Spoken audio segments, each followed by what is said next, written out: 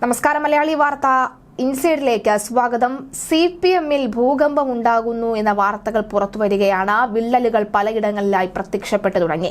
CPM-ലെ ചെന്താരകത്തിന് പോലും ഇല്ല ഇത്രയും ധൈര്യം. ഒരു ധൈര്യമില്ലായിരുന്നു നവകേരളത്തിൽ CPM-ലെ മികവുകൾക്ക് അംഗീകാരം കിട്ടാതെ പോയത്. എല്ലാവരും മനസ്സിൽ ഒതുക്കുന്നു. ഇതിൽ നിന്നും വ്യത്യസ്തനാവുകയാണ് പത്മകുമാർ. എല്ലാ അർത്ഥത്തിലും നീതികേട് ഉയർത്തിക്കാട്ടി പാർട്ടിക്ക് ലാൽ സലാം പറയുകയാണ് പത്മകുമാർ. CPM സംസ്ഥാന സമിതിയിൽ ഉൾപ്പെടാത്തതിൽ പ്രതിഷേധിച്ച് നടപടിയിൽ ഉറച്ചുനിന്ന CPM മുതിർന്ന നേതാവ് പത്മകുമാർ വീണ്ടും വിശദീകരിക്കുന്നു.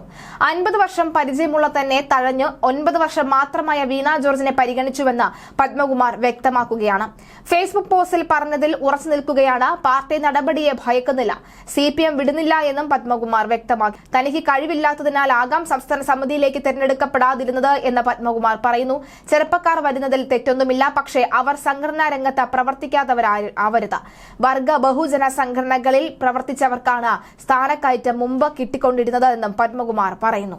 അതിനകത്ത് പൊട്ടിത്തെറിയൊന്നും ഇല്ല.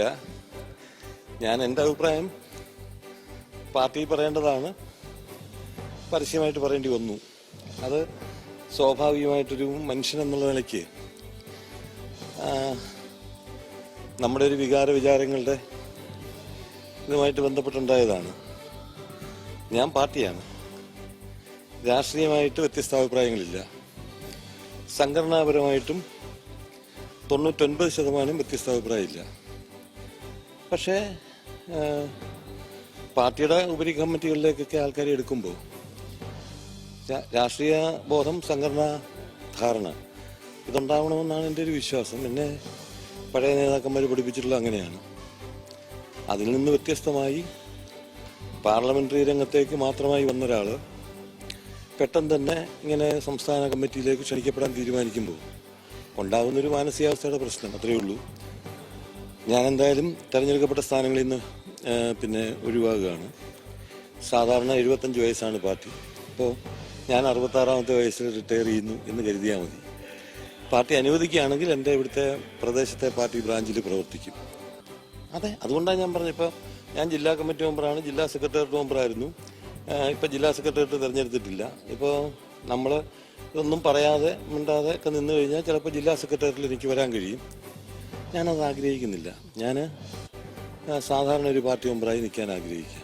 മറ്റേതെങ്കിലും പാർട്ടിയിലേക്ക് പോകാൻ ഒരു സാധ്യത കാണുന്നുണ്ട്, പ്രത്യേകിച്ച് BJP-യിലേക്ക് പോകുന്നൊക്കെ കേൾക്കുന്നുണ്ടെങ്കിൽ? ഇത് നേരത്തെ ശബരിമല വിഷയം ഉണ്ടായപ്പോൾ ഇതുപോലെ തന്നെ ചില പ്രചരണങ്ങൾ വന്ന് മുഖ്യമന്ത്രി തന്നെ എന്തൊക്കെ ചോദിച്ചതാണ്, ഇങ്ങനെ പറഞ്ഞതാണ്, ഇങ്ങനെ ചില വാർത്തകളൊക്കെ ഉണ്ടെന്ന്. ഞാനപ്പോൾ ചിരിച്ചതേ ഉള്ളൂ.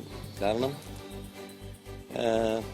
എന്നെ ഇപ്പോൾ ഏതെങ്കിലും ഒരു കമ്മിറ്റിയിലെടുക്കും എന്ന് വിചാരിച്ചിട്ടല്ല. ഞാനൊക്കെ ജീവിച്ചിരിക്കാൻ ഭാഗ്യം ചെയ്ത കൂട്ടത്തിലുള്ളതാണ്. ഈ പാർട്ടിയിൽ നിന്ന് പ്രവർത്തിച്ചതിൻ്റെ അടിസ്ഥാനത്തിൽ അടിയന്തരാവസ്ഥക്കാലത്താണ് ഞാൻ എൻ്റെ പാർട്ടി പ്രവർത്തനം, അതിന് മുമ്പാണ് ആരംഭിക്കുന്നത്. ഞാൻ എൻ്റെ പ്രവർത്തനം ആരംഭിച്ചതിന് ശേഷമാണ് അടിയന്തരാവസ്ഥ വരുന്നത്. അതിനുശേഷം ഉണ്ടായിട്ടുള്ള ഒട്ടേറെ പ്രതിസന്ധികൾ എനിക്കുണ്ടായിട്ടുണ്ട്. അപ്പം ഞാൻ ജീവിച്ചിരിക്കുന്നത് തന്നെ ഒരു ഭാഗ്യമായിട്ട് കരുതുന്ന ആളാണ് ഞാൻ. അപ്പം അതുകൊണ്ട് ഞാൻ 15ാമത്തെ വയസ്സിൽ 73-ൽ SFIയിലൂടെ പ്രവർത്തനം ആരംഭിച്ചതാണ്. അപ്പോൾ അങ്ങനെ ഒരു രാഷ്ട്രീയമായ വ്യത്യസ്താഭിപ്രായത്തിന് സാഹചര്യമില്ല. അത്രയേ ഉള്ളൂ. ഏതെങ്കിലും ഘട്ടത്തിൽ നമ്മളിങ്ങനെ പാർലമെന്ററി പ്രവർത്തനം മാത്രമുള്ള ഒരാൾക്ക് അമിതമായ പരിഗണന പാർട്ടിയിൽ കിട്ടുന്നു എന്ന് പാർട്ടി ഫോറത്തിൽ എവിടെയെങ്കിലും പറഞ്ഞിട്ടുണ്ടോ? പാർട്ടി ഫോറത്തിൽ പറയണമല്ലോ, ഇതൊക്കെ പറഞ്ഞ് കാണണമല്ലോ. അതിപ്പോൾ പാർട്ടി ഫോറത്തിൽ എന്തൊക്കെയാണ് പറഞ്ഞെന്നുള്ളത് നമ്മൾ തമ്മിലിപ്പോൾ പറഞ്ഞിട്ട് കാര്യമില്ല. പിന്നെ എന്തായാലും ഉണ്ടായിട്ടുള്ള വിഷമം, ആ വിഷമം പ്രകടിപ്പിച്ചു എന്നേ ഉള്ളൂ. അതിനെന്ത് പാർട്ടി നിലപാടെടുത്താലും ഞാൻ അംഗീകരിക്കാൻ തയ്യാറാണ്. ബ്രാഞ്ചിൽ പ്രവർത്തിക്കും, പ്രായപരിധിക്ക് കാത്തു നിൽക്കുകയില്ല. 66-ൽ തന്നെ എല്ലാം ത്യജിക്കുകയാണ്. തെരഞ്ഞെടുക്കപ്പെട്ട എല്ലാ സ്ഥാനങ്ങളിൽ നിന്നും ഒഴിയുമെന്നും പത്മകുമാർ വ്യക്തമാക്കി. അതേസമയം സംസ്ഥാന സമ്മേളനത്തിൽ നിന്നുള്ള ഇറങ്ങിപ്പോക്കലിൽ മുതിർന്ന നേതാവ് പത്മകുമാറിനെതിരെ പാർട്ടി നടപടിക്ക് സാധ്യത ഏറുകയാണ്. നടപടി വരും മുമ്പേ തന്നെ എല്ലാം ത്യജിക്കുമെന്ന് പറഞ്ഞ് പത്മകുമാർ നവകേരളത്തിലെ വേറിട്ട സഖാവാവുകയാണ്. ഇറങ്ങിപ്പോക്കലിനും തൊട്ടു പിന്നാലെയുള്ള ഫേസ്ബുക്ക് പോസ്റ്റിലും നേതൃത്വത്തിന് കടുത്ത അതൃപ്തിയുണ്ട്. അടുത്ത ദിവസം ചേർന്ന പത്തനംതിട്ട ജില്ലാ കമ്മിറ്റിയിൽ നടപടി ചർച്ചയാകും. അതേസമയം പത്മകുമാർ പാർട്ടി വിട്ടില്ല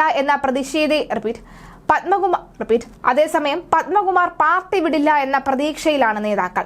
സീനിയോറിറ്റി മറികടന്ന് ജൂനിയർ നേതാക്കളെ സംസ്ഥാന സമിതിയിൽ എടുത്തതാണ് പത്മകുമാറിന് വേദനയായി മാറിയത്. CPM സംസ്ഥാന സമിതിയിൽ എടുത്തില്ല എന്ന കാരണത്താലാണ് അതൃപ്തി പരസ്യമാക്കിയത്. എന്നാൽ മുതിർന്ന നേതാവിനെ സ്വാഗതം ചെയ്ത കോൺഗ്രസും BJPയും രംഗത്തെത്തി.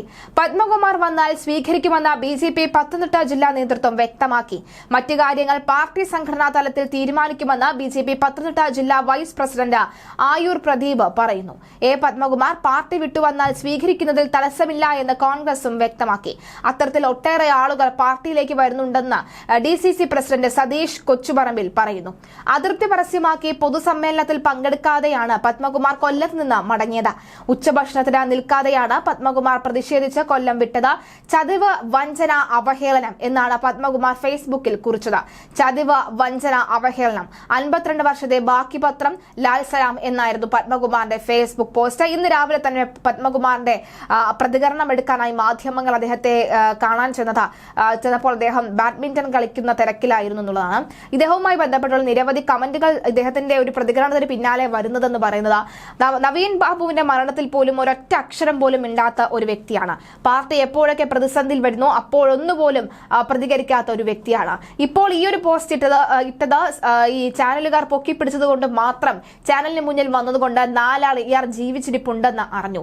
അല്ലെങ്കിൽ ഇയാളൊക്കെ ഇത്രയും കാലം എവിടെയായിരുന്നു? സ്ഥാനമോഹികളെ നിങ്ങൾ പുറത്തു നിൽക്കൂ എന്നൊക്കെയാണ് കമന്റുകൾ താഴെ വരുന്നത്. എന്തായാലും പ്രൊഫൈൽ ചിത്രവും മാറ്റിക്കൊണ്ട് ഈ താടിയിൽ കയ്യും കൊടുത്തിരിക്കുന്ന സഖാവിന്റെ ചിത്രമാണ് ഇട്ടിരിക്കുന്നത്. പോസ്റ്റ് ചർച്ചയായതോടുകൂടിയാണ് അദ്ദേഹം പിൻവലിക്കുന്ന സാഹചര്യം ഉണ്ടായിരുന്നു.